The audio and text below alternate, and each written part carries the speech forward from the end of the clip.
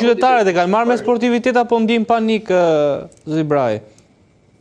Jo, paniku është në fakt që ditën e parë, sepse si gjithë Turqia ka një përvojë shumë të keqe këtë dekadat e fundit me luftat në rajon, qoftë në Irak po ashtu edhe në Siri, që në Siri tashmë është ende shumë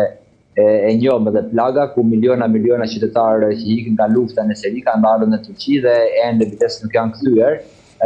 Dhe nëse një gjë e tillë përshkallëzohet, domethënë gjendja aktuale e luftës në Iran, normalisht që është sa 4-5 herë apo më e madhe se sa Siria, dhe larg qoftë pritet një val miliona njerëz, ku aty mund të shtojmë edhe gjendjen etnike të Iranit, që shumica janë edhe turq me origjinë nga Azerbajxhani. Dhe për këtë arsye ka një panik, nuk ka panik, nuk mund të themi, por e ka për rëndësimet zyrtare të gjitha institucioneve, të presidentit, të ministrit të punëve të jashtme, të ministrit të punëve të mbrojtshme, thonë që çdo gjë është në kontrollin tonë, dhe për këtë nuk ka dhe nuk do të ketë një shtet që mund të cënojë domethënë integritetin apo sovranitetin e Turqisë. Sokol e fundit, sa i takon çështjeve ekonomike, ka ndonjë ndryshim apo vazhdon të paguash aq sa ke paguar para lufte? Jo, ka një ndryshim, ka biles me euro, i takon të një 12 centë vinte një çmim plus naftës dhe benzinës, dhe me të vërtetë të bunë në radhë të gjithë për benzinata, për të mbushur për karburante, për të mbushur makinat, por me afër orës të darkës,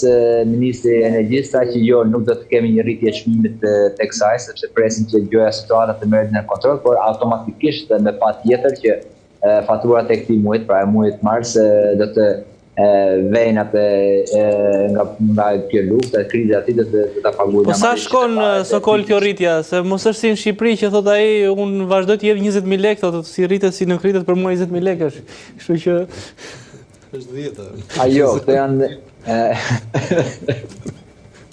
ashtu, ka dhe këtu.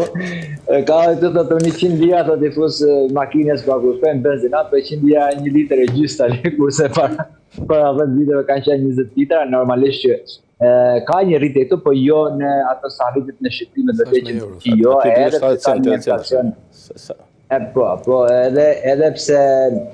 ka një inflacion të pakontrolluar, ende Turqia ka rritje të çmimeve nga ana e karburantit, energjisë elektrike dhe dritave. Me të vërtetë që ne në Turqi që ngrohemi shumë më mirë se ju, sepse kemi gazin natyral për shembull në shtëpia, dhe ashtu dhe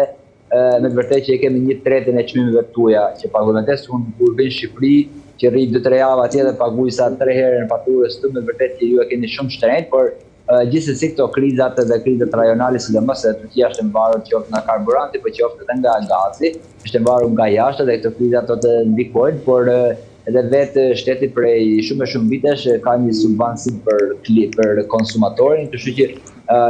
sado që të rritet çmimi janë me cent, pra mund të themi ne që një faturë nëse të vjen 100.000 lekë të vjetra mund të rritet 5-6.000 lekë maksimumi, domethënë, po jo më shumë. Sokol, të falenderoj shumë për gjithë informacionet që na solle nga Turqia. Për herë kënaqësi. Kënaqësi dhe përshëndes të gjithë miqve tuaj edhe në studio, natën e mirë. Faleminderit.